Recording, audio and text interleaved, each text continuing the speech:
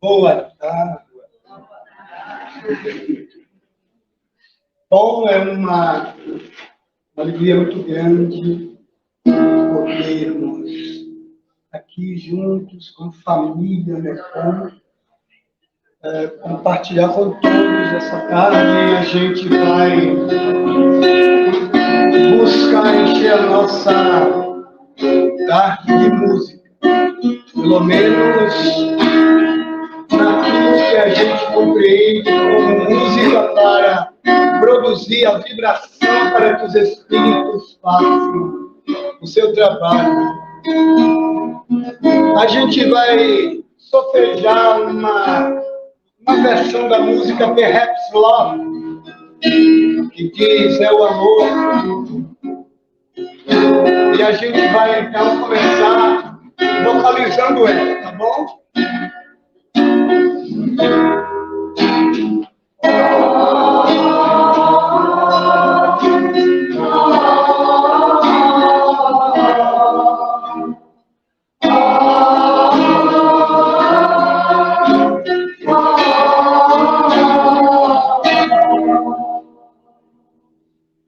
O amor pode ser um sol nas trevas de alguém.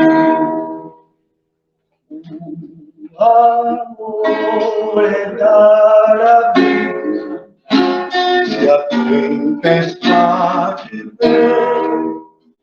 E quando tudo é escuro e a vida solidão, o amor vai iluminar o coração.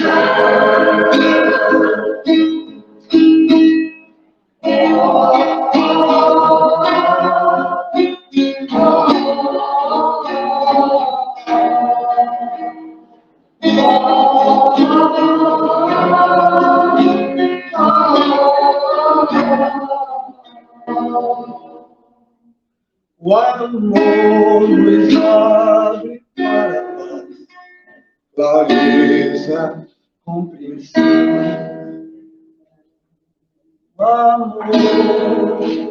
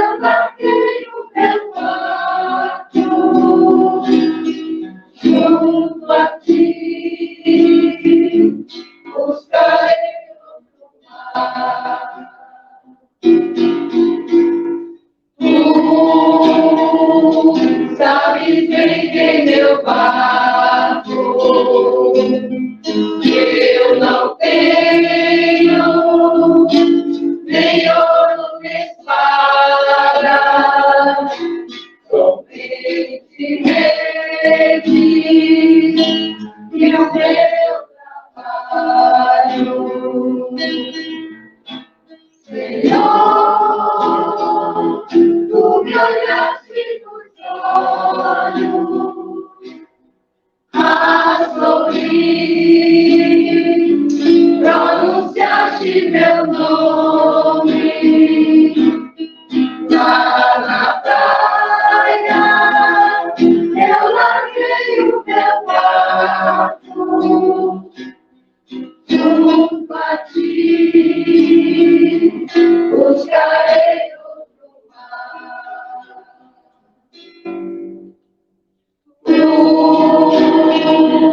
Minhas mãos dolecidas,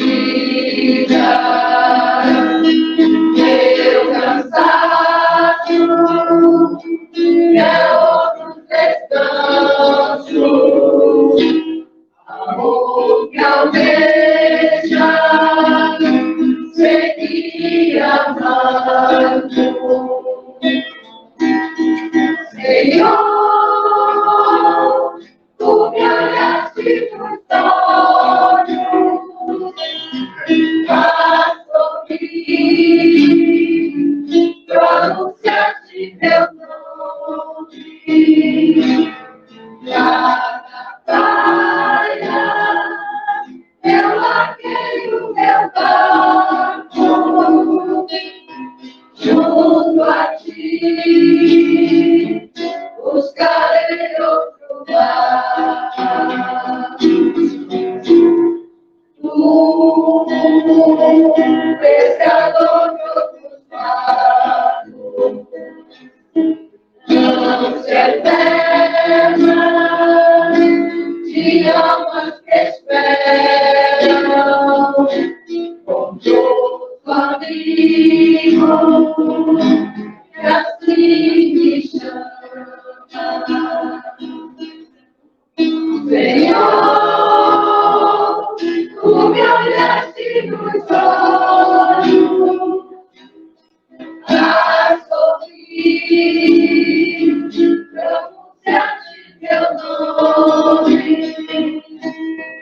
Lá na praia, eu larguei o meu barco junto a ti, buscarei outro mar.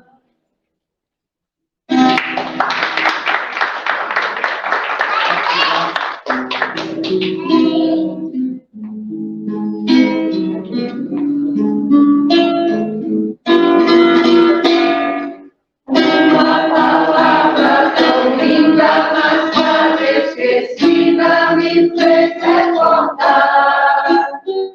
No meio 7 letrinhas, todas juntinhas, se letra ativar.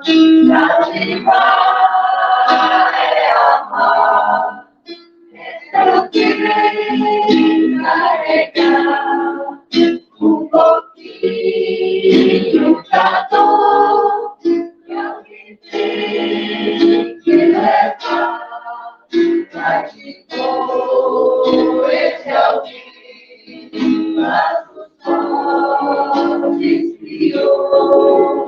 Responsável é você, pelo que agitou no deserto tão só. Entre homens também, aproveitar, praticar, libertar de alguém no deserto tão só. Entre homens também, aproveitar, praticar, libertar de alguém.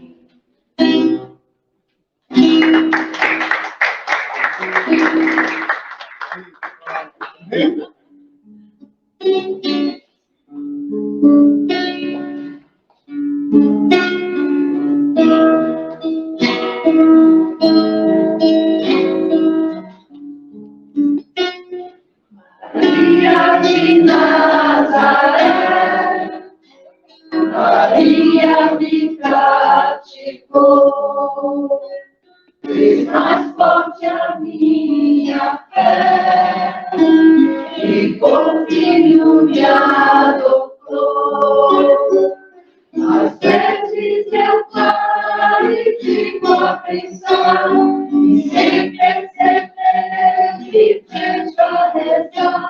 meu coração se põe a cantar pra Virgem de Nazaré. Menina que Deus amor escolheu, a mãe de Jesus, o Filho de Deus, Maria que o povo inteiro elegeu, Senhora e Mãe do céu. Ave Maria, Ave Maria, Ave Maria, Mãe de Jesus. Ave Maria, Ave Maria, Ave Maria, Mãe de Jesus. Maria que eu quero ver, Maria do puro amor, igual a você ninguém, mãe pura do meu Senhor. Em cada mulher que a terra criou, no braço de Deus Maria deixou, um sonho de mãe Maria plantou, pra o meu encontrar a paz. Maria que fez o Cristo falar, Maria que fez Jesus caminhar, Maria que sofre e canta seu Deus, Maria do povo meu. Ave Maria, Ave Maria, Ave Maria, Mãe de Jesus.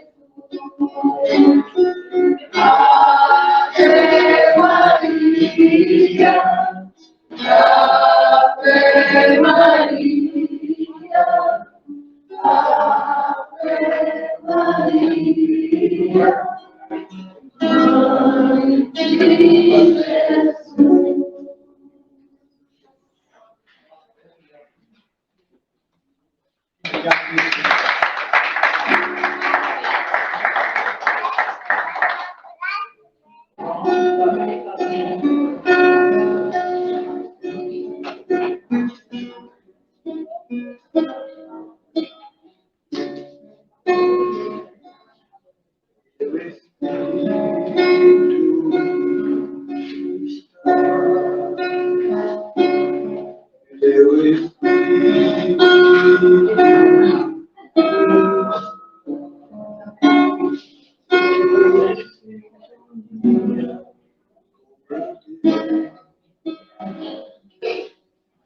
Meu Espírito,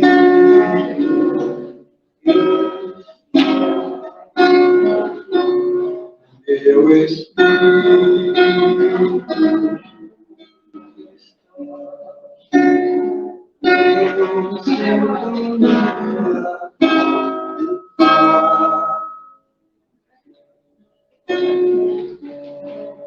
o Espírito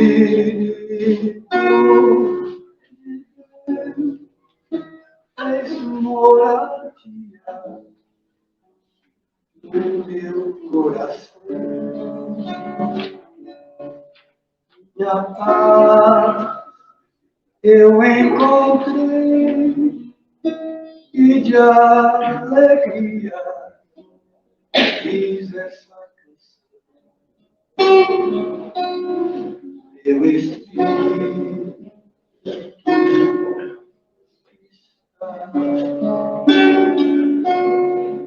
meu Espírito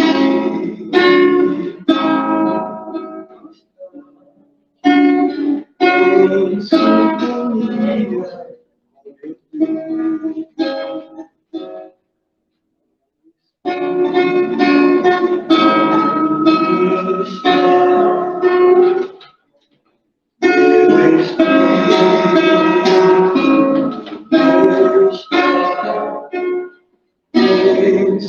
consumia.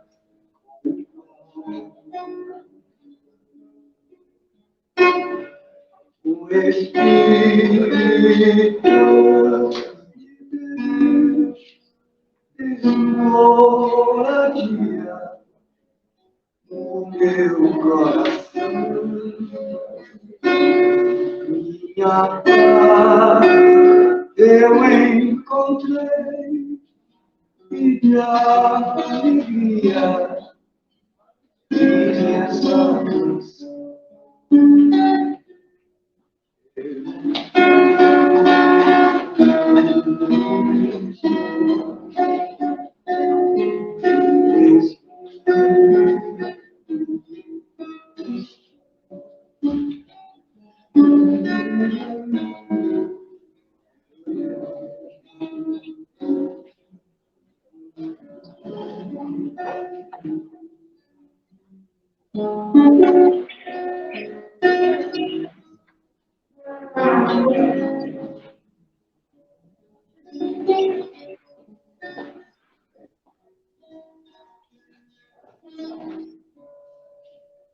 Boa tarde a todos e a todas. Sejam bem-vindos, bem-vindas a esse momento de alegria, não só por estarmos juntos, mas celebrando o aniversário do nosso município da província de Aracaju. Agradecemos aos nossos amigos do coral, depoimento, ao nosso mestre Joilton, e abrilhantaram e nada como a para acalmar a comunidade. Gratidão a vocês.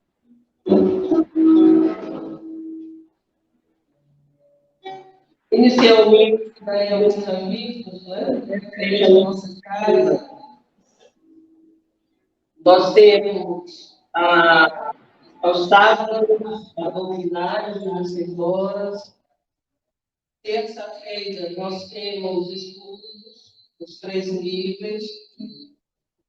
E também, atendimento aberto, o passe individual, embora hoje, todo esse mês, por conta do aniversário, será coletivo.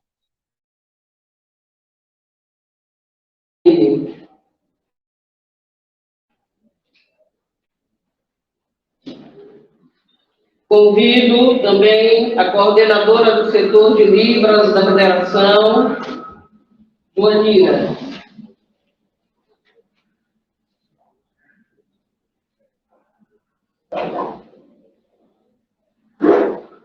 Irziane também vai compor a mesa, já se encontra, fazendo a tradução do que estamos falando. O palestrante da tarde de hoje é o Costa, da Federação Espírita também.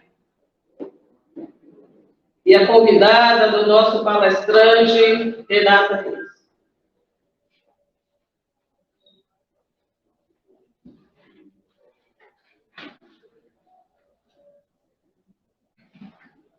Estamos dando início, né? A dirigente da mesa vai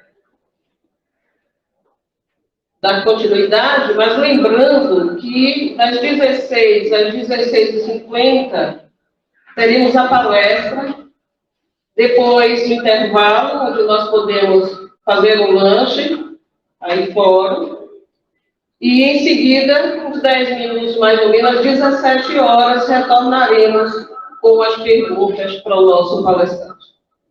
Boa tarde, muita paz a todos.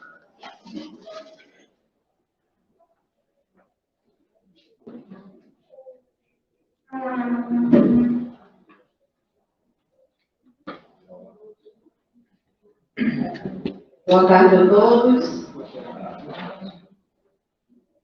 Queremos também reiterar aqui o agradecimento ao nosso coral, que embelezou nosso momento, e que de forma, literalmente, né, um momento de arte, vocês conseguiram embelezar, né, fizeram essa conexão, né, com o alto, ajudando assim a elevar os nossos pensamentos para que possamos aproveitarmos ao máximo o período que aqui, né, nos encontramos.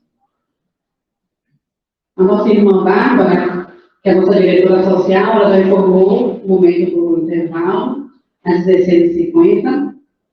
E dito isto, vou fazer uma pequena leitura do nosso Evangelho, para que a gente possa concretizar, né, esse momento de conexão com algo. O capítulo é o 11º, amar o próximo como a si mesmo. Não acrediteis na esterilidade e no endurecimento do coração humano. Ao amor verdadeiro, ele, a seu malgrado, cede. É um imã a que não lhe é possível resistir. O contato desse amor vivifica e fecunda os germes que dele existem, que é estado latente, nos vossos corações. A terra, orbe de provação e de exílio, será então purificada por esse fogo sagrado e verá praticados na sua superfície a caridade, a humildade, a paciência, o devotamento, a abnegação, a resignação e o sacrifício, virtudes todas as filhas do amor. Não vos canseis, pois, de escutar as palavras de João, o evangelista. Como sabeis, quando a enfermidade e a velhice o obrigaram a suspender o curso de suas prédicas, limitava-se a repetir estas suavíssimas palavras: meus filhinhos, amai-vos uns aos outros.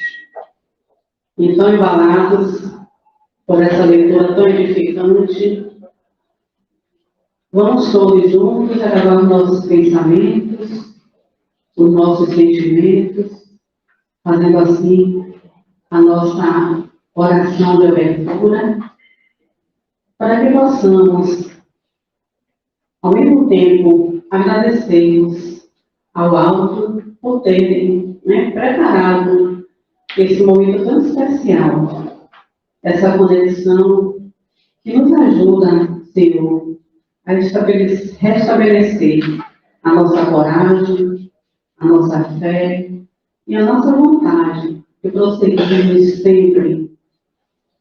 E assim, rogamos que o Mestre Jesus possa envolver cada um de nós, encarnados e desencarnados, nessa psicosfera de luz e de amor, que possamos ao máximo aproveitarmos esses breves minutos que aqui nos encontramos. Muita paz a todos. E assim seja. Vamos então passar a palavra para o nosso irmão Elmo, que irá abordar Espiritismo e Inclusão, uma visão pós-pandêmica.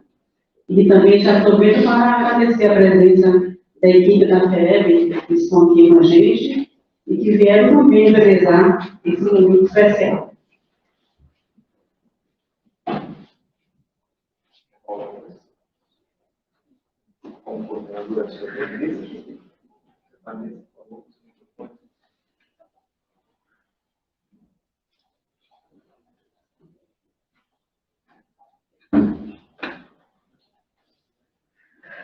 Boa tarde a todos. Boa tarde.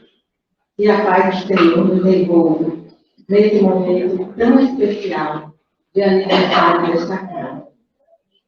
Que há tantos anos, 49 anos, está distribuindo luz, distribuindo conhecimento, distribuindo amor.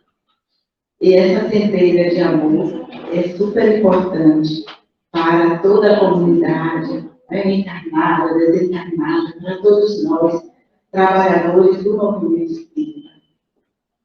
E nós aqui, enquanto coordenadoras no momento do setor de vida do espiritismo, estamos muito felizes, porque essa iniciativa, essa abertura, esse conversar sobre a inclusão, sobre a acessibilidade, sobre o envolvimento de todos os seres no conhecimento espírita é o objetivo maior.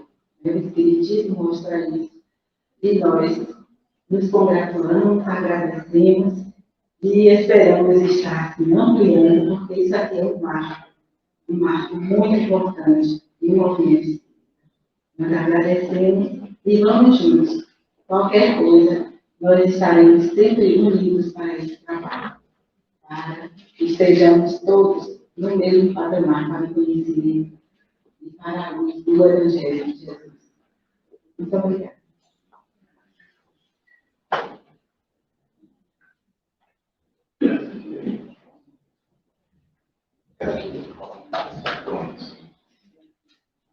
Boa tarde a todos. Boa tarde a todos os espíritos encarnados e desencarnados que estão aqui presentes neste momento. Eu queria fazer aqui a saudação inicial para o meu ancião, a quem não vejo há muito tempo, né?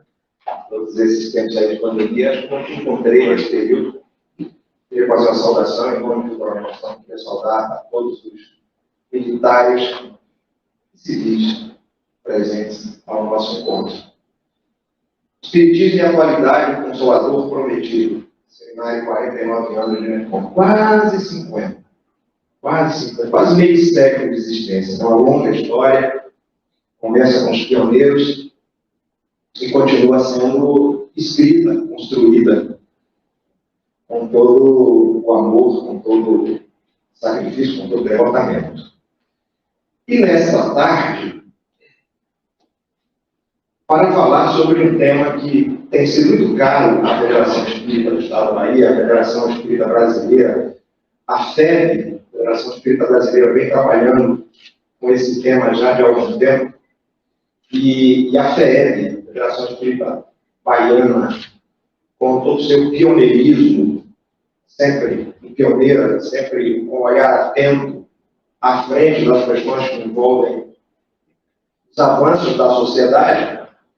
A FEB tem, nos últimos 4 anos, pelo menos, se dedicado a esse trabalho de inclusão e acessibilidade. E nós começamos esse trabalho com 2 vertentes, tomando 2 caminhos diferentes, mas nós estamos ampliando agora. Primeiro começamos com um trabalho com os cegos, fazendo leitura para pessoas cegas, leitura de obras espíritas para pessoas cegas, com comentários, com interpretações, e a partir de 2019 começamos um trabalho com a comunidade surda. E chegamos à conclusão de que o conhecimento espírita não estava sendo acessível às pessoas surdas. Nós somos no Brasil, quer dizer, eu não me incluo ainda, pode ser que no futuro, que ninguém sabe, mas no Brasil são pelo menos 10 milhões de pessoas surdas ou com deficiência auditiva. Não são, nem todas são surdas severas, uma surdez severa, grave, mas há também uma parcela significativa de pessoas com deficiência auditiva. E tem se tornado frequente, com o envelhecimento, que pessoas que eram ouvintes vão se tornando progressivamente surdas com o envelhecimento. Nos nossos grupos de estudo, nós temos, inclusive, uma pessoa que está vivendo esse desafio na vida dela agora. Ela está envelhecendo e está perdendo gradativamente a audição. E ela começou a estudar Libras exatamente por causa disso. Não perder a audição, se vier a perder totalmente, ela vai utilizar a Libras como sua língua principal. Mas para falar de espiritismo, inclusão, na visão pós-pandêmica, porque aí também o tema traz a pandemia para dentro desse contexto, que a pandemia foi importante nesse sentido, e a gente vai explicar por que a pandemia tem esse grau de importância em relação à inclusividade e acessibilidade dentro do movimento espírita, algo que estava, digamos, adormecido, não quero dizer esquecido, estava adormecido. Então, a pandemia acabou, de certa forma, fazendo com que nós, no movimento espírita, acordássemos para essa realidade, porque muitas pessoas que já não tinham acesso antes das casas espíritas, com o fechamento das casas, se viram absolutamente proibidas da sua possibilidade de acessar o conhecimento espírita. E aí é que a virtualidade ganhou uma importância, um significado, e o número de grupos de estudo, principalmente do Espiritismo, para SUS aumentou. E nós temos aqui na nossa federação 2 grupos de estudos espíritas voltados para a comunidade surda, com a participação de ouvintes que têm reunido muitos desses irmãos surdos de todo o Brasil. Do Oiapoque ao Chuí, como a gente costuma dizer. Mas, para falar de espiritismo e inclusão, e, sobretudo, trazendo a figura do Cristo para o centro desse debate, eu acho que isso é importante, para nós percebermos como é que essa questão já era tratada ao tempo do Cristo, como depois ela foi tratada ao tempo da doutrina, quando Kardec codifica e os espíritos revelam-na ao mundo. É importante também a gente destacar, e como esta questão tem sido debatida nos dias de hoje, para além dos círculos espiritistas, dentro da sociedade. A gente vai, no segundo momento, uma segunda parte da nossa palestra, a gente vai falar um pouco sobre isso. Mas nesse primeiro momento, nós queremos reforçar aqui essa ideia de que a questão da inclusividade, do tecido social, já era uma questão de fundo ao tempo do Cristo. Havia muitos excluídos ao tempo do Cristo. Muitos, não eram poucos, muitos.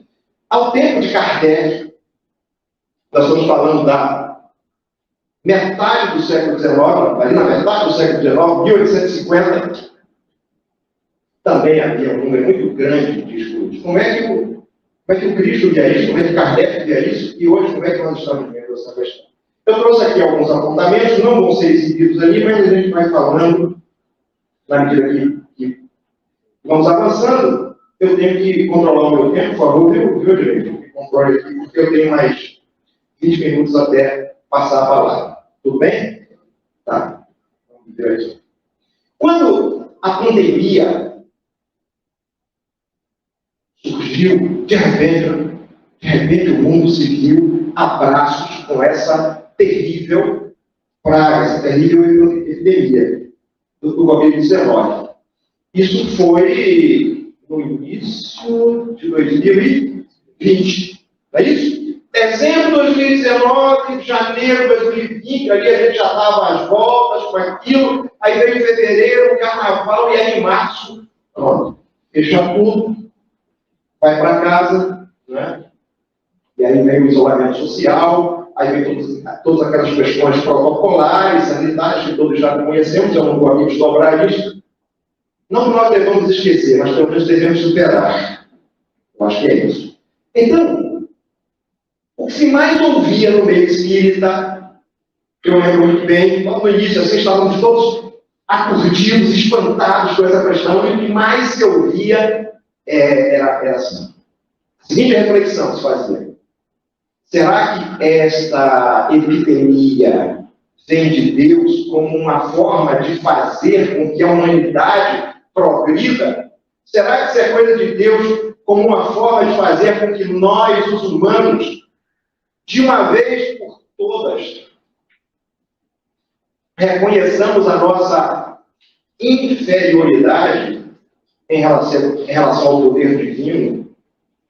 Essas perguntas se faziam.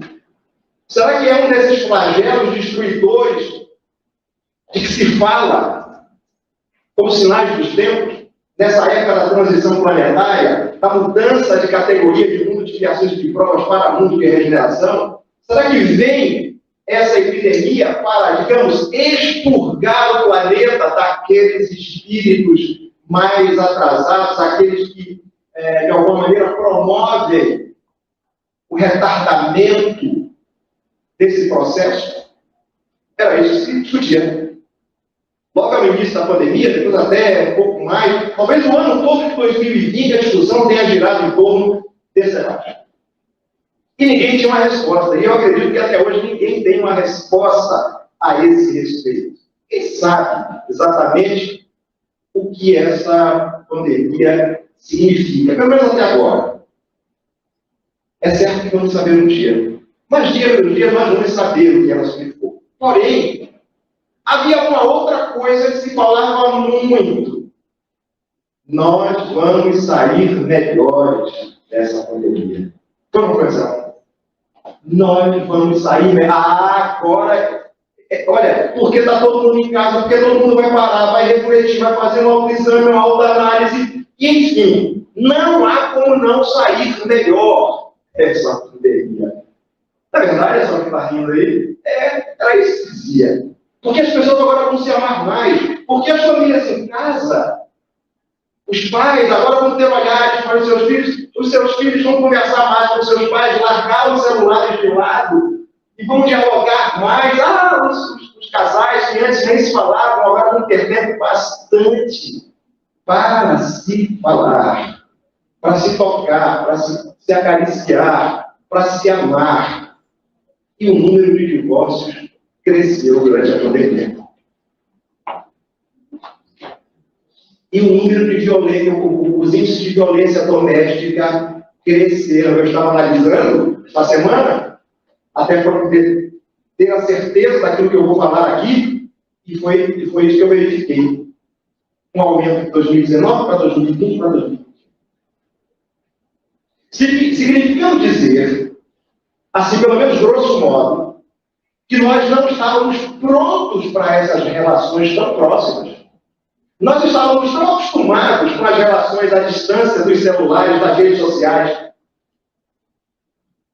onde já havia brigas e discussões terríveis nas redes, mas ainda não havia esse clima de separação, né? Mas, quando nós nos aproximamos, aí nós percebemos que não estávamos preparados para isso. Porque nós nos aproximamos, mas não podíamos nos distanciar. Porque é obrigatório ficar em casa. Não é isso? E aí, eu trago aqui para reflexão algumas questões que estão dentro do livro dos Espíritos, que podem nos ajudar a entender que de fato a epidemia significou. Questão 738 do livro dos Espíritos. Considerando a possibilidade de que Deus tenha, não que Deus tenha querido a pandemia, mas Ele tenha permitido que ela acontecesse, de fato permitiu, porque tudo que acontece na humanidade, Deus permite. Nada acontece sem a permissão de Deus. Então, Kardec, já naquela época, 1856, pergunta aos Espíritos, para conseguir a melhoria da humanidade, não podia Deus empregar outros meios que não os flagelos destruidores? Porque esse tema aqui está na lei de destruição, está lá no capítulo da lei de destruição, das leis morais. E Kardec está falando sobre essas crises, esses desafios, essas catástrofes, essas desencarnações coletivas, que de vez em quando a humanidade é obrigada a experimentar. Então ele pergunta, mas será que Deus não podia se utilizar de outros meios para fazer com que a humanidade avançasse mais depressa? A resposta é pedagógica, é exemplar, e a gente pode extrair muito com ela. Sim, dizem os espíritos superiores. E os emprega todos os dias. Há outros meios, sim, e Deus os emprega todos os dias.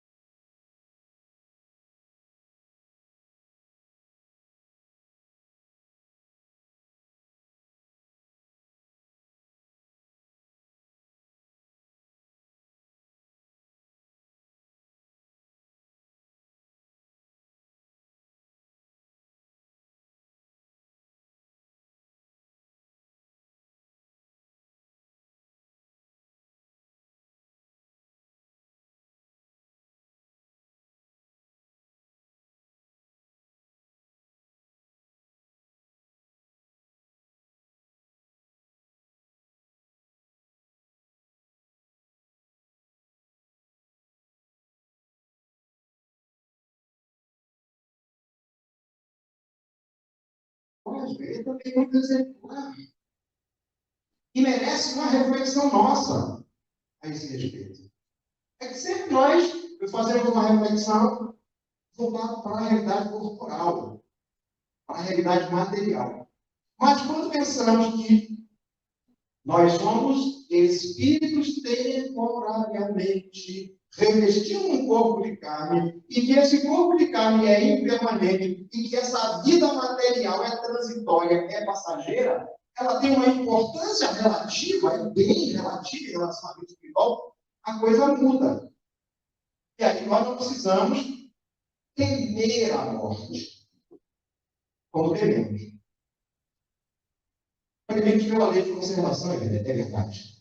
A lei de conservação faz com que nós nos afastemos da morte, faz com que nós busquemos continuar vivos. Entretanto, há uma diferença entre querer continuar vivo e temer a morte.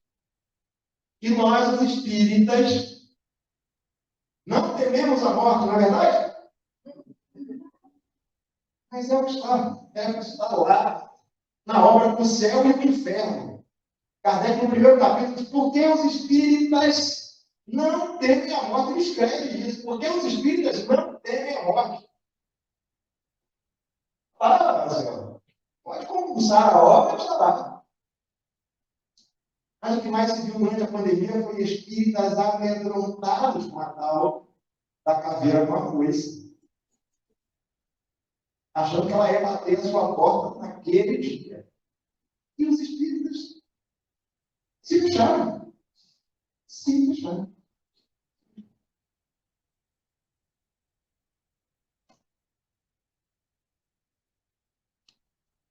Mas na pergunta 740, Allan Kardec, então, agora ele vai apertando os espíritos. Vai apertando.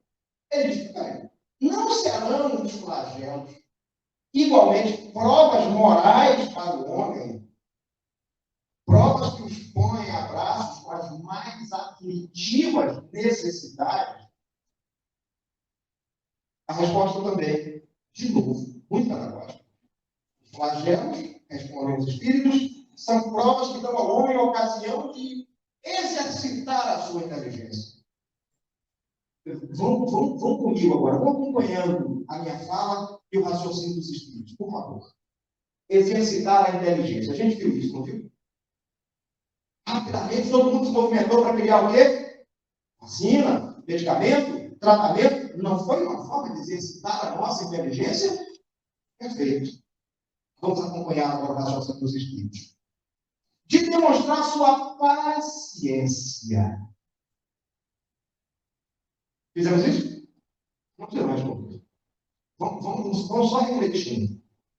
Resignação diante da vontade de Deus. Paciência e resignação diante da vontade de Deus. Se a pandemia estava acontecendo, foi com permissão de Deus, portanto, eu preciso me resignar à vontade dele. Não quer dizer que eu tenha que assistir a tudo passivamente. Não quer dizer que eu não tenha que tentar debelar a pandemia. Mas eu não posso me esconder dela. Eu não posso me omitir diante do que está acontecendo. Eu, como espírita, preciso tomar uma atitude de cooperação para debelar esse mal que a humanidade atravessa. Porque foi para isso que nós viemos ao mundo. É por isso que nós estamos aqui, para ser cooperadores do Cristo. Então, quando o Cristo nos chama, nós nos escondemos. E nos escondemos. Eu vou falar isso com, assim, pedindo perdão enorme a você. Eu não quero ferir a suscetibilidade. Mas muitos de nós espíritas, eu não estou falando para evangélicos, nem cristãos, nem ateus, nem católicos, de outras religiões, não. Muitos nos escondemos utilizando como justificativa os protocolos governamentais, que deveriam ser obedecidos, é verdade. Mas mesmo quando os protocolos foram flexibilizados, os espíritas continuavam escondidos. E o Senhor não é possível. Por que as casas espíritas não abrem, não reabrem? Se os protocolos que antes justificaram o seu fechamento, agora permitem que nós abramos as casas para atender as pessoas que estão em sofrimento lá fora. Os Espíritos dizem que nós devemos ter paciência, resignação ante a vontade de Deus, e que esses flagelos nos oferecem a oportunidade de manifestar os nossos sentimentos de abnegação, de desinteresse e de amor ao próximo, se nós não estivermos dominados pelo egoísmo. Essa é uma resposta desafiadora e que nós precisamos refletir muito. Por quê? Porque essa pandemia talvez não tenha sido a última, isso que eu vou dizer assim. Talvez não tenha sido a última que nós vamos experimentar antes da regeneração planetária. Eu não sei, não estou aqui profetizando nada, pelo amor de Deus. Depois não digam, ela não falou que... Não, não falei nada. O que eu estou dizendo é, nada garante que não possa haver outra. E que nós não sejamos de novo chamados a demonstrar paciência e resignação diante da vontade de Deus. E demonstrar abnegação, desinteresse, amor ao próximo, se nós não estivermos totalmente dominados pelo egoísmo. E eu vou finalizar. Porque eu ia falar muita coisa, mas eu não quero tomar o tempo da Renata. A Renata tem algo importante para dizer também. Eviane, você consegue traduzir o texto que eu trouxe aqui? Vou pensar. É porque eu não combinei com ela. Então eu vou ter que perguntar a minha querida intérprete. Do livro Jesus no Lar. É um texto muito longo. E deve servir para as nossas reflexões. Nós, os espíritas da atualidade. O título do texto é O Valor do Serviço. O valor do serviço. E diz exatamente assim. Eu estou trazendo o texto porque é como se nós estivéssemos fazendo a transferência do Evangelho do Lar. E como o seminário propõe trazer o Cristo como elemento central do nosso debate, eu preciso trazê-lo para finalizar pelo menos as minhas reflexões, deixar que a Renata conduza a partir daí. Filipe, velho pescador de Cafarnaum, enlevado com as explanações de Jesus sobre o texto de Isaías, passou a comentar a diferença entre os justos e os injustos, de maneira a destacar o valor da santidade na terra. O mestre ouviu calmamente, e talvez para prevenir os excessos de opinião, narrou com vontade. Certo fariseu, de vida irrepreensível, atingiu posição de imenso respeito público. Passava dias inteiros no templo, entre orações e jejuns incessantes. Conhecia a lei como ninguém. Desde Moisés até os profetas, decorava todos os textos da revelação.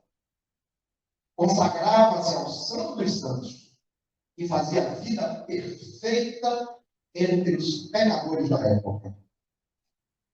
Alimentava-se frugalmente, vestia túnicas sem mancha e abstinha-se de falar com toda pessoa considerada impura.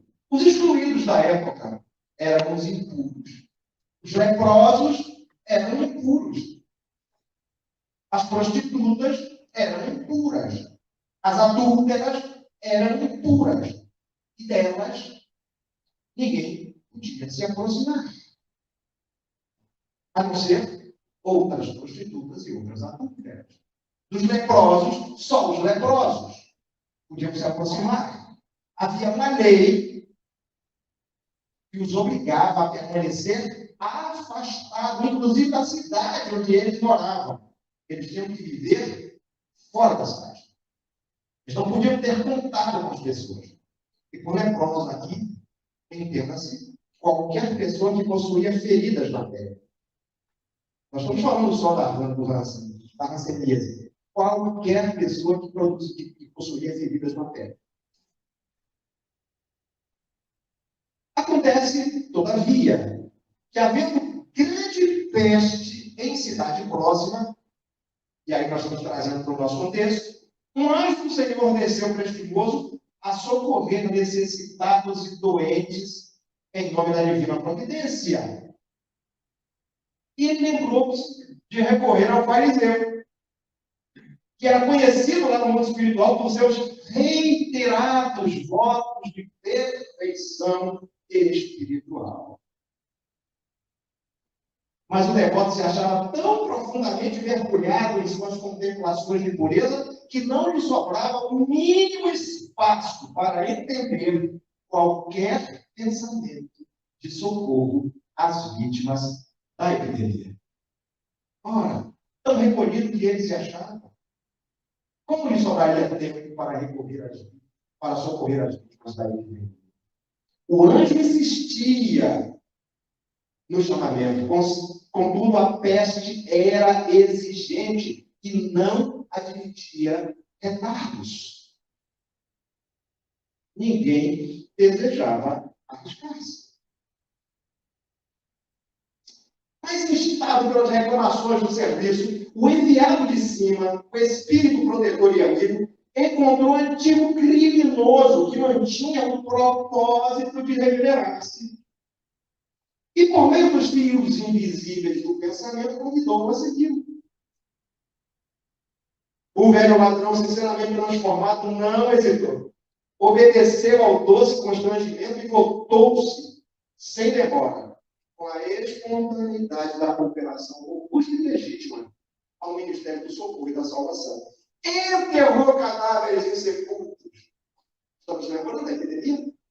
Quantas pessoas foram sepultadas sem a presença dos familiares e amigos? Improvisou remédios adequados à situação, semeou com ânimo, aliviou os aflitos, renovou a coragem dos enfermos, libertou inúmeras criancinhas ameaçadas pelo mal. Conquistou sólidas amizades no céu, adiantando-se de surpreendente maneira no caminho da perfeição. Presentes registrados na pequena história, como nós estamos registrando agora, entre admiração e desapontamento. Alguns se admiraram, outros ficaram desapontados. E porque ninguém interferisse, o Senhor comentou em seguida a longo intervalo. A virtude é sempre grande e venerável, mas não há de cristalizar-se a maneira de joia rara sem proveito. Se o amor cobre a multidão de pecados, o serviço santificante que nele se inspira pode dar aos pecadores convertidos ao bem a companhia dos anjos, antes que os justos ociosos possam desfrutar o celeste convite. E reparando que os ouvintes se retraíam no grande silêncio, o Senhor encerrou o culto doméstico da Boa Nova, e eu encerro as minhas palavras passando para nada, a fim de que o repouso trouxesse aos companheiros multiplicadas bênçãos de paz e meditação sobre o firmamento pontilhado de luz. Por enquanto, é o que eu tenho a dizer. Depois voltamos para o debate. Deixo agora a minha querida amiga Renata a condução desse trabalho.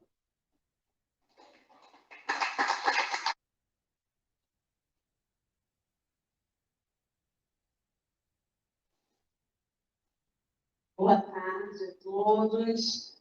Obrigada, Elmo, pelo convite para que eu estivesse aqui. Nosso tempo é curto, né? Mas estava aqui acompanhando a sua fala, que foi maravilhosa, e refletindo também sobre Jesus, né? Como Jesus traz todas as informações e nós ficamos admirados até hoje, né? Você me trazendo esse texto e eu aqui admirada também. E Para hoje eu vou estar trazendo um pouquinho, a gente vai estar falando um pouquinho sobre inclusão. Inclusão no Espiritismo. E esse é um novo momento, não é isso? Mas não é uma novidade, porque a gente sabe que Jesus já incluía. Mas no movimento espírita a gente começa a perceber agora essa inclusão no Espiritismo, muito recentemente. Então, primeiro eu gostaria de me apresentar. Eu sou Renata, né? Quem deveria estar aqui era o Joselito, que é um amigo muito querido, mas infelizmente ele não pode estar. Ele também é coordenador do setor Libras e Espiritismo, e como apoio a ele, estou eu aqui. Ele sempre está nos lugares, né, palestrando, e eu estou aqui nessa minha primeira experiência junto com o Elmo, espero que vocês gostem. Mas, então, é isso, né? Vamos lá. E o Joselito, ele começou em 2018 a frequentar o espiritismo antes da pandemia. Existia um estudo presencial do espiritismo, junto com o grupo, né, que hoje é o setor Libras e Espiritismo. Ele foi o primeiro surdo a estar lá presencialmente na FEB e veio trilhando esse caminho até hoje. E, de repente, aconteceu a pandemia, né? E foi um momento marcante do mundo, todos nós conhecemos, o Elmo também trouxe essas explicações, onde precisamos ficar presos em nossas casas, né? E o Espiritismo, ele parou os estudos presenciais e começou o estudo virtual. Começamos com um surdo que avisou outro surdo, que avisou outro surdo, e começamos um estudo no Brasil. E aí muitos surdos de vários lugares do Brasil estavam com a facilidade de ter esse encontro virtual. Pessoas do norte, do sul, do centro, do oeste e do leste se encontrando virtualmente. Não somente surdos, mas ouvintes também. Isso é muito importante. Foi um momento muito impactante. E é um significado muito forte para o surdo essa experiência do estudo do espiritismo virtual. E aí a gente começou esse processo, a pandemia finalizou, findou, e nós continuamos até hoje. Toda quarta-feira e todo sábado temos estudo virtualmente. Temos vários facilitadores, o Elmo, a Joanira, a Mônica, temos algumas pessoas que atuam nesses grupos, né? São facilitadores que estão conosco, e nós utilizamos duas línguas, a Libras e também o português. E isso é muito importante. Eu estava ali, prestando atenção na fala do Elmo, e pensando, né? A gente trabalha, a gente luta, a gente dialoga, a gente troca. E eu fiquei pensando, se fosse o contrário, né? Se na sociedade tivéssemos muitos surdos e poucos ouvintes. Porque, na verdade, estamos todos juntos, mas as famílias de surdos, geralmente, elas não sabem Libras. Elas usam a oralidade com os surdos, né? E é um momento, a pandemia foi um momento muito difícil, porque as famílias estavam juntas com os seus familiares, seus pais surdos, e não sabiam se comunicar. Então, foi um momento muito pesado para os surdos. Imagina naqueles interiores bem longe, onde os surdos nem têm acesso à língua de sinais, nem tem comunicação perfeita como nós temos através da Libras. Então, muito pior. Né? Nós passamos um momento ainda mais leve em relação a eles, apesar de estarmos nesse momento de provas e expiações. Então, eu fico refletindo muito sobre tudo isso e penso como que os surdos vão estar nas casas espíritas se não tivermos Libras. E aí, agora, a gente tem, por exemplo, aqui eu tenho um amigo, às vezes o surdo tem um amigo que se encontra no sábado e domingo. E na segunda, terça, quarta, quinta, sexta, os surdos estão com quem? Conversando com quem? Se comunicando com quem? E a partir da pandemia, o uso da tecnologia foi muito mais forte, muito mais presente. Então, foi um momento onde os surdos avançaram os seus estudos e os seus contatos. Tivemos contato com surdos do Rio de Janeiro, São Paulo, do Sul, E foi o momento mais forte de união entre a comunidade surda através do uso da tecnologia no momento da pandemia. Antes da pandemia não tinha o uso da tecnologia como nós temos hoje, então foi extremamente importante para nós surdos. Então nos ajudou muito, a comunicação foi muito mais efetiva a partir da tecnologia. E aí eu fico pensando que para nós, casas espíritas, que ainda não temos acessibilidade, que ainda não temos a inclusão da maneira que precisamos, ainda não temos surdos. Eu, por exemplo, aqui em Salvador, eu já tenho 2 anos aqui em Salvador, não frequento casa espírita. Imagina uma cidade grande como é Salvador, e nós não temos acessibilidade em Libras. Imagina uma outra pessoa, imagina um cadeirante, imagina um cego, imagina tantas outras necessidades que não estão frequentando o movimento espírita. Lembra que o Evangelho de Jesus fala sobre acolhimento, sobre que todas as pessoas, crianças, velhos, adultos, idosos, todas as pessoas necessitam ser acolhidas, mas nós ainda não estamos preparados para isso. Falta ainda informação, falta ainda buscarmos, falta ainda conhecermos. A FEB tem agora esse movimento com o setor Libras Espiritismo, que é maravilhoso, mas ainda é muito pouco. Nós ainda não temos intérprete, nós temos só a Elisiane, a única intérprete espírita. Imagina em outras religiões, gente, catolicismo, Testemunha de Jeová, Batista, tem vários intérpretes, porque eles já iniciaram esse trabalho há muitos anos. Lutas longas, e nós somos novinhos nesse movimento. Por isso, precisamos pensar na acessibilidade, nos prepararmos para a acessibilidade. Então, eu gostaria que vocês refletissem, vou estar lançando uma pergunta para que vocês possam refletir. Imagina agora, né? Eu estou aqui sinalizando para vocês, falando em língua de sinais, e vocês estão acompanhando 2 línguas. A minha língua de sinais e mais a língua oral, que a Elisiane está falando no microfone. Então, ela estava aqui interpretando para vocês, não foi isso? Enquanto ela estava interpretando, essa é a palavra, e o sinal é um conceito, né? Interpretar. E aí ela estava aqui, ela acompanha as 2 línguas, a língua oral auditiva e a língua de sinais. A minha pergunta é a seguinte, a Elisiane é uma profissional, esse é o trabalho dela. Mas quem está incluso? Vocês ou eu, quando ela está trabalhando? Nesse momento agora, que eu estou aqui fazendo a minha fala, quem está sendo incluído? São vocês? Ou sou eu? Vocês sabem Libras? Vocês sabem Libras? Não sabem? A maioria não sabe Libras. 2 pessoas, 2%? O Elmo sabe, eu, Renata, a Elisiane, a Joanira, o Maurício, somos 5. Agora imaginem só, se eu chego aqui e começo a sinalizar e a Elisiane para a voz, eu retiro ela, porque eu posso falar na minha língua, eu tenho capacidade de estar fazendo uma palestra na minha língua, vocês vão entender? Não, não vão. Então, significa que nesse momento, a partir do trabalho da Elisiane, são vocês que estão sendo incluídos e não eu, porque a fala é minha. Então, vocês precisam da interpretação da Elisiane. Então, quando a gente pensa na inclusão, a gente precisa pensar esses 2 lugares.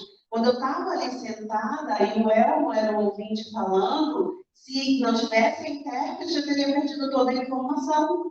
E agora, se eu retirar a Elisiane e não tiver intérprete, vocês vão perder todas as informações, vocês não vão saber o que eu estou dizendo. Só poucos vão poder me acompanhar. Imagina se eu conto uma piada, 5 pessoas vão dar risada e vocês vão ficar, o que eles estão dizendo? O que eles estão dizendo? Então, é por isso que é importante que a gente possa refletir sobre o que significa a inclusão. Incluir não é só a mim, surdo, mas é a vocês, ouvintes. É a todos nós sermos acolhidos. É termos equidade. É dar ao outro as suas necessidades, as suas oportunidades, a partir das suas necessidades, ao cego, ao surdo que não sabe Libras, ainda temos esse desafio, ao surdo que faz leitura labial, é ter o data show, é ter legenda. Então, a gente precisa utilizar de todas as estratégias para alcançar a necessidade do outro. Isso significa esse atendimento. Imagine um cadeirante aqui, a gente tem estrutura para que ele acesse o espaço.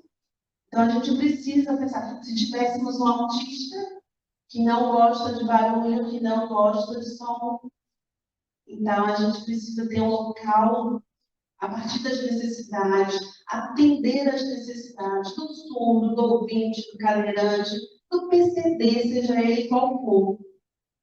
Isso é inclusão, isso é acolhimento, e nós precisamos sempre ser acolhidos. Não é pensar, meu Deus, se o surdo vier para a casa espírita, o que eu vou fazer? A gente precisa pensar nas estratégias, a gente precisa pensar como a gente vai conversar, como a gente vai se desenrolar, pensar no setor Libras e Espiritismo, levá-lo para lá, trazer o apoio, trazer o curso de Libras para cá, fazer o básico, o intermediário, o avançado, ou fazer uma espécie de acolhimento, ter informações, aconselhamento, informações, saber dessas informações é extremamente importante, para que todas as pessoas tenham informações. Por exemplo, gente, se chega um surdo cego aqui, o que vocês fazem? Então, a casa espírita, os dirigentes precisam refletir sobre isso. Precisamos nos preparar. Eu sei que é um desafio muito grande, eu sei que é uma novidade. Poucas pessoas acessam esses espaços, poucas pessoas deficientes acessam o espiritismo. Mas eu preciso que vocês reflitam para que a gente possa, futuramente, ter pessoas mais conscientes, pensando sobre inclusão no espiritismo. Imagina se vocês sabem ainda e me encontram na rua, a gente vai poder bater papo. Então, não precisa ter medo, a gente precisa ter conhecimento para estar firme, como Jesus fala de amor a todas as pessoas. É isso que eu queria estar trazendo. Então, obrigada pela atenção.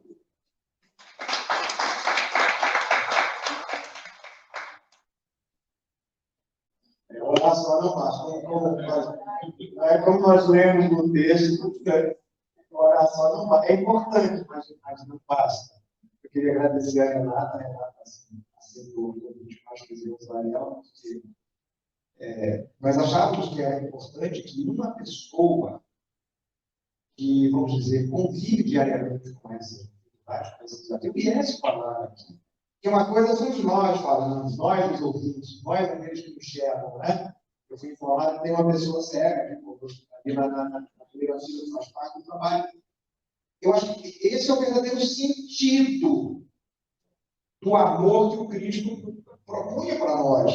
Ele vai amar o próximo, não é amar seletivamente, é amar a todas as pessoas indistintamente. Então, quando a gente vê no Evangelho a passagem, por exemplo, dos leprosos, que eu tinha trazido aqui para falar sobre ela, dos leprosos, dos 10 leprosos, depois tem um outro contato de Jesus com o leproso, que é mais próximo ainda, porque dos 10 leprosos, eles ficam à distância, e Jesus manda que eles se apresentem aos sacerdotes, para que os sacerdotes atestassem que eles estavam puros, porque a lepra era considerada impureza. Mas no caso do leproso que se aproxima, porque ele, inclusive, desafia a lei judaica para se aproximar do Cristo, porque não podia se aproximar, ele se aproxima, Jesus toca nele, e depois o abraça. Eu acho que isso é profundamente significativo para nós. Porque o Renata diz aqui, e se você vir um surdo, o que você faz? Você muda de calçada porque você não sabe se comunicar com ele? Será que não há uma outra forma de linguagem, além da linguagem, né, de sinais, ou de uma outra forma de linguagem qualquer?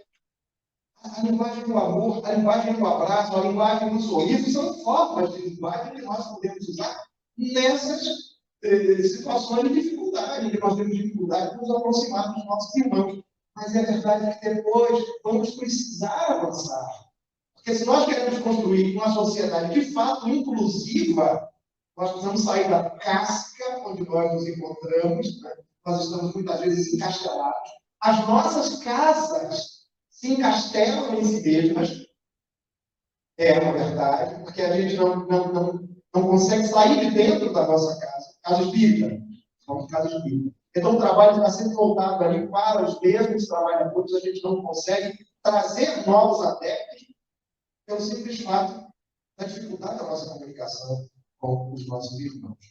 Então, eu agradeço imensamente a Renata por ter aceitado o convite, acho que foi muito proveitoso. Eu que agradeço. A Lisiane, pela interpretação, claro, o convite que me foi feito, que nos foi feito, e deixou para a Edilene, acho que nós temos um lanche, e depois voltamos para o debate. É isso?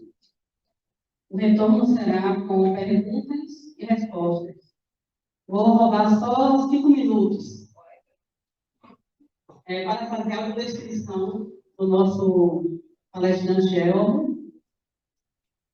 Ele tem cabelos grisalhos, usa barba, bigode, veste uma camisa gola polo branca com listras cinza. A descrição da intérprete de Libras é uma jovem de cor parda. Adorei, deixa ela falar jovem, sim. 20 anos. Não, mentira. Cor parda, cabelos cacheados, abaixo, né, do ombro, veste uma blusa preta, calça de mesma cor. Fazendo agora a audiodescrição da nossa Renata. Ela está no momento sentada, braços cruzados, pernas também. Usa calça jeans, está usando camisa gola polo também, da FEB, Libras e Espiritismo. Ela tem pele clara, cabelos cacheados, castanho claro. Logo atrás, temos a nossa Joanira, sorridente, também usa calça jeans, veste a camisa preta também, Libras e Espiritismo da FEB, usa óculos, tem a cor parda, cabelos curtos. Gratidão. Vamos então retornar mais ou menos às 17h05, porque eu acabei roubando um pouco. Gratidão.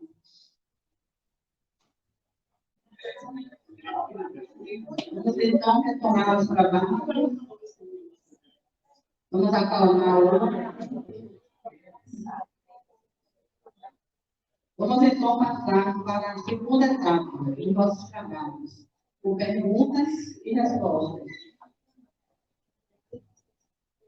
Vamos verificar se alguém fez alguma pergunta.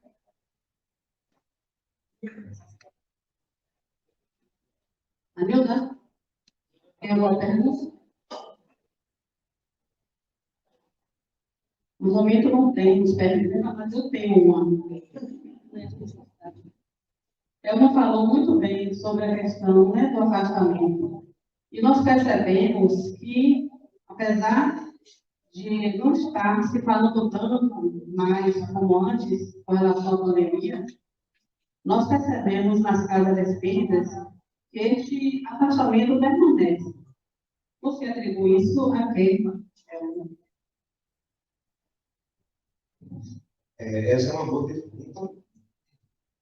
É uma pergunta que nós ainda estamos tentando responder.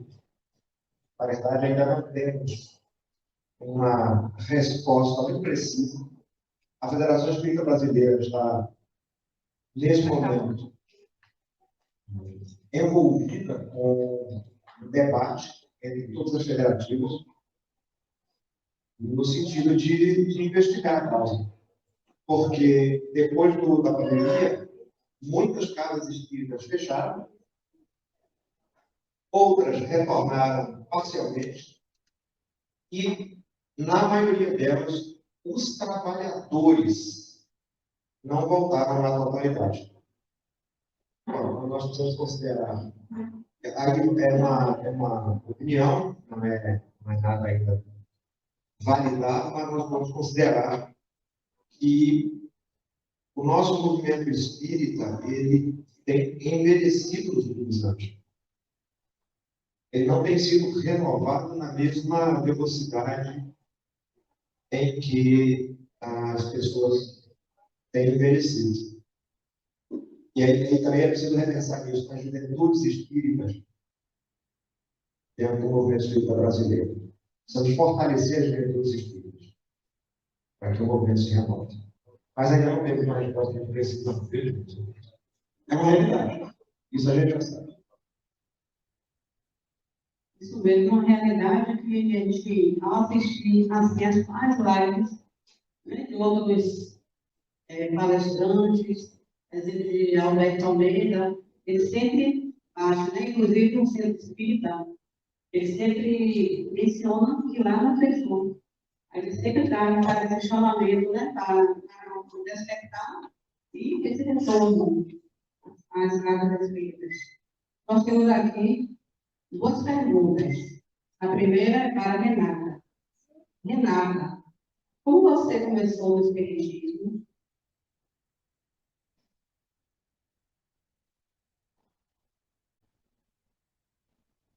Ótima pergunta, né? Na verdade, eu morava no Paraná, em Curitiba, né, na capital, e eu comecei a ter contato com o espiritismo com uma amiga surda. E aí ele trouxe para mim um livro de Bezerra de Menezes, e eu fiquei muito interessada, e aí comecei a... Eu não entendia muito bem sobre espíritos, né? Porque para mim eram sinais e conceitos muito novos para mim. E aí eu comecei a perguntar sobre as pessoas e comecei a procurar uma casa espírita que tivesse intérprete de Libras. E aí eu fui com meu marido na casa espírita e tinha uma professora, uma facilitadora lá. E aí meu marido falou com ela era intérprete, aí nos apresentou, e a facilitadora sabia Libras, né?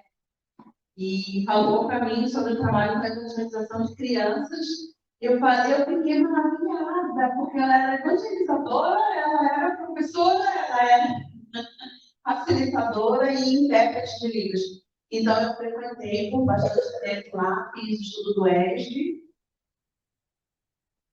E também um outro estudo que eu acompanhei foi um estudo virtual, bem antes da pandemia.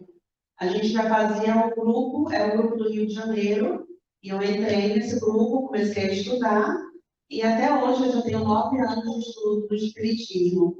De grupo em grupo, vou estudando Espiritismo e, resumidamente, a minha história é essa. Então, eu entrei na FEB, no setor mesmo, esse ano. Porque no ano passado eu me mudei para cá, para Salvador, e aí eu passei um ano tendo contato com o Joselito, com o Maurício, e aí fui vendo o trabalho deles, gostando bastante, e tive vontade de entrar, e hoje faço parte do setor também. A próxima pergunta é para você mesmo. Com o microfone, esse microfone. O que te levou a se tornar um intérprete de Libras? Qual foi a motivação? Pois agora você segura o microfone para mim, que eu vou ter que fazer o portal, né? Segura. Obrigada. Então, na época eu era católica, então eu fui à missa e vi pela primeira vez o intérprete de Libras. E aí foi paixão à primeira vista, e naquele momento eu sabia que era minha missão. E no fim da missa eu procurei, ele era um seminarista, e perguntei como é que aprendia. Ele falou que você tem que ir para o curso para aprender. Fui uma vez, achei muito chato, e seria que eu quero aprender mais rápido, o que eu faço? Procuro um surdo. E eu procurei um surdo, encontrei a Manuela e nunca mais consegui abandonar a Libras, nunca mais consegui abandonar os surdos. E hoje eu sou professora de Libras, sou intérprete de Libras e muito apaixonada pela causa dos surdos. Os surdos precisam estar onde eles quiserem estar. E se eu estiver, eu possibilito. Obrigada. Agora para o Coronel Elmo. Como consolar, orientar uma pessoa não espírita que perdeu um ente querido na pandemia? Essa também foi outra questão muito recorrente durante a pandemia, né? E é por isso que a gente sente a falta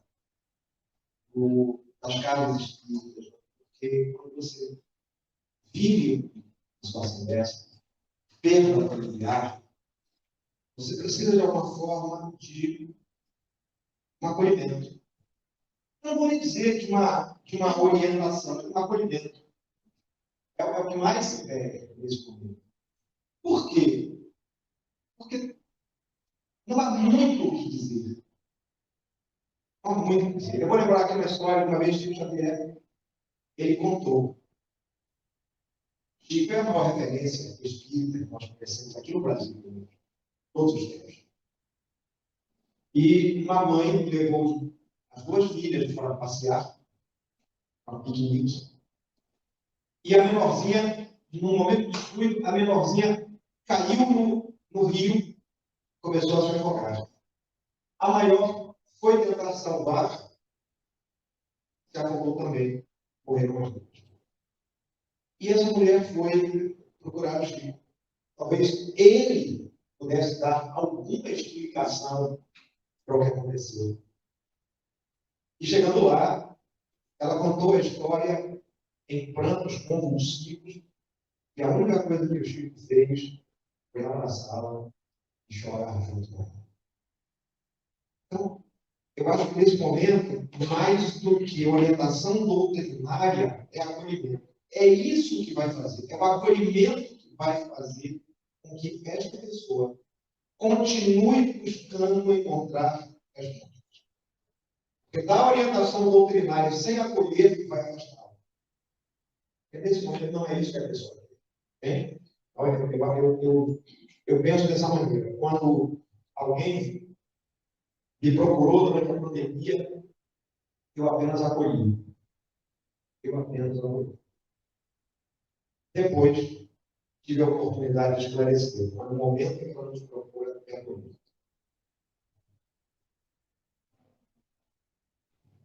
A propósito, vocês viram a menininha correndo por aqui, assim? Muito esperta, né? É filha da Renata. É coda. Coda quer dizer criança ouvinte, filha de pais surdos. E já sinaliza. Muito bem. Se comunica através das línguas com a Renata. Se alguém tiver mais uma pergunta, se queira fazer nesse momento, ainda temos 5 minutos.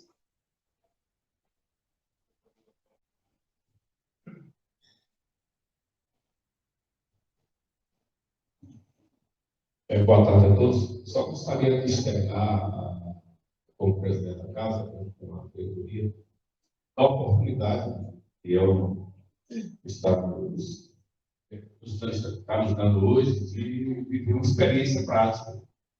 Porque eu sempre digo, né? A gente fala muito, mas na hora da ação, você falou a questão da oração sem ação. E a gente assiste. A gente nunca discutiu isso aqui na casa. Primeira vez. E nunca pensou assim, conhece alguém que pode dar um curso de Libras, para alguém aprender Libras? E a gente não sabe se em algum momento aqui na casa vai ser algum surdo, né? E a gente não sabia e ficamos no coisa, está todo mundo normal. E não aconteceu. Mas, em linhas gerais, eu só quero externar, dizer para vocês, a Renata e a equipe da FAEL, que vocês continuem divulgando.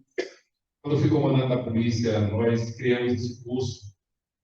Eu esperava que ele avançasse mais, mas tivemos alguns cursos em Paulo Afonso, Juazeiro, para os policiais, nas abordagens, no diálogo, os surdos de luta desse cara. Foi muito bom. A mesma questão com os autistas. Eu tive uma reunião também com o pessoal com o grupo de autistas aqui na Bahia, associação.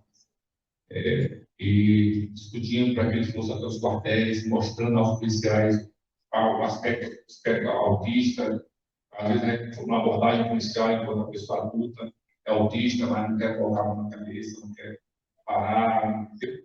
a gente perceber o comportamento. Então, assim, são coisas simples, que a gente se prende ao maior, ao grande, mas uma coisa pequena. Eu acho que você poderia até passar esses números, o número de surdos no Brasil, eu não tenho esses dados, né, que deve ter milhões, né, bilhões ali, eu não sei se o censo tem esse levantamento, são 10 milhões, sabe? Por aí, 5% da população brasileira. Então, assim, só dizer gratidão e parabéns. Apenas uma mensagem aqui de incentivo que a FEEB e vocês continuem com esse trabalho, buscando mais trabalhadores. Se tiver alguém na família que está fazendo a interpretação, que é professora, que você possa nos ajudar e dar um curso aqui para a gente, ou acreditar, nós agradecemos. Norma já Então, isso aí, obrigado. Norma é um canal,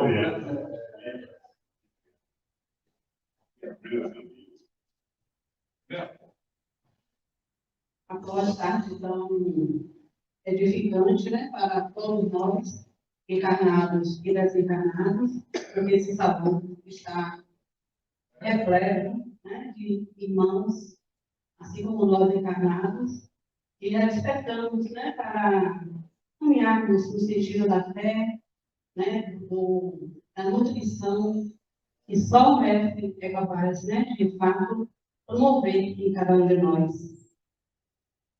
Queremos assim agradecer ao nosso Elmo, como coordenador, Anselmo sempre diz, né? É a prata da casa. Mais um, né? Agradecer também a Renata, a Eliane, a Joaquina, né, a presença nessa tarde, né? Comemorativa aos 49 anos da nossa casa. Após esse agradecimento, quero convidar a nossa irmã, Bárbara Dutra, para fazer a prece de encerramento.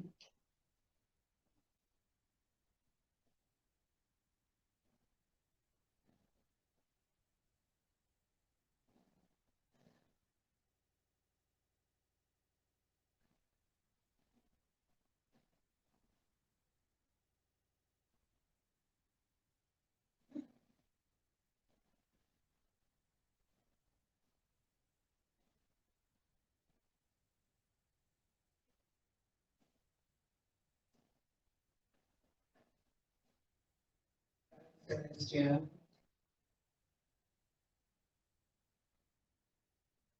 Pedimos a voz que permita a presença do nosso Mestre Jesus, da nossa Mãe Maria Santíssima, José, Ismael,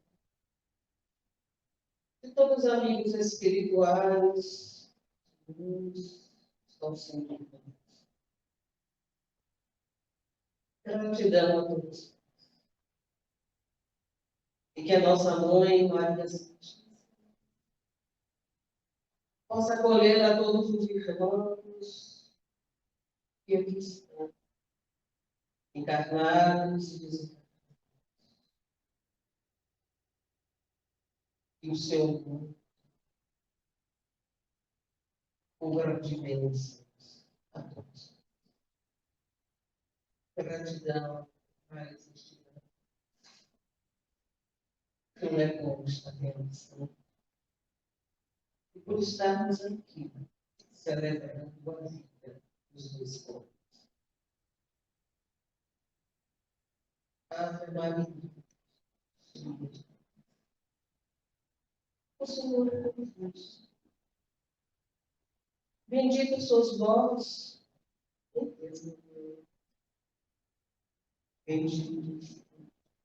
o vosso Filho, Jesus.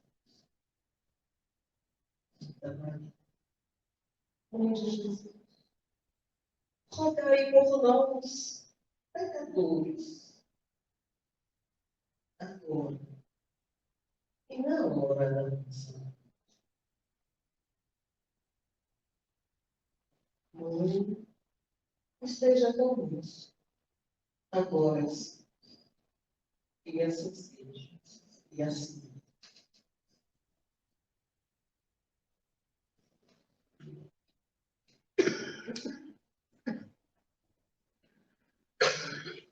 Gratidão a todos.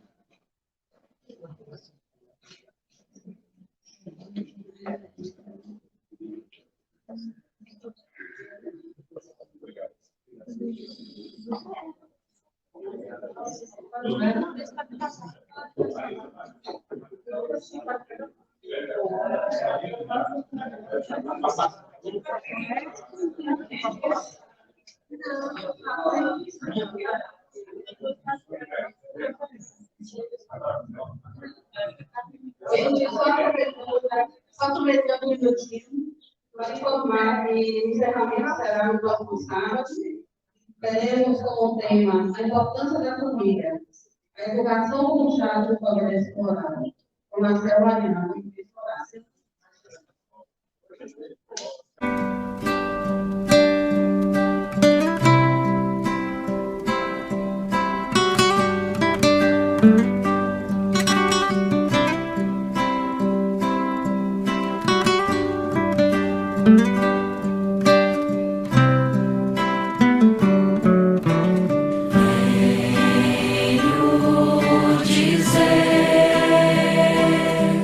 Obrigado, amigo, por ter desvendado o dom de saber de onde vim, porque estou aqui, para onde vou, como ser feliz,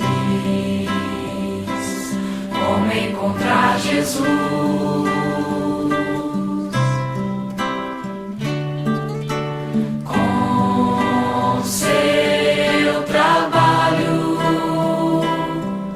Hoje temos um Consolador que nos trouxe o Cristo, Rede vivo, e a nossa fé hoje é raciocinada. Não há mais nada o que temer, apenas caminhar.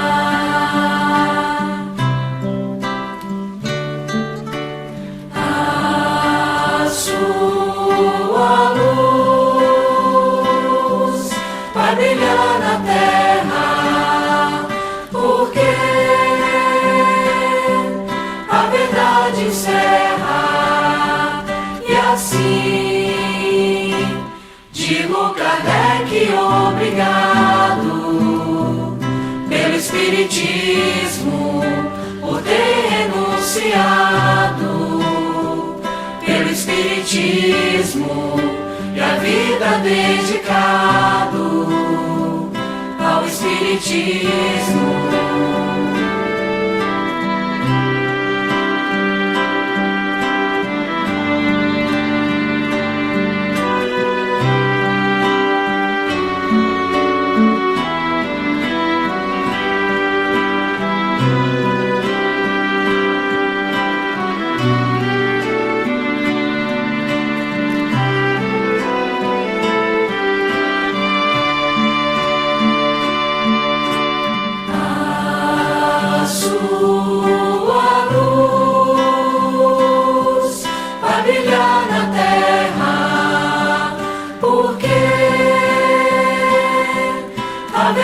Encerra, e assim digo, Kardec, obrigado pelo Espiritismo, por ter renunciado, pelo Espiritismo e a vida dedicado ao Espiritismo.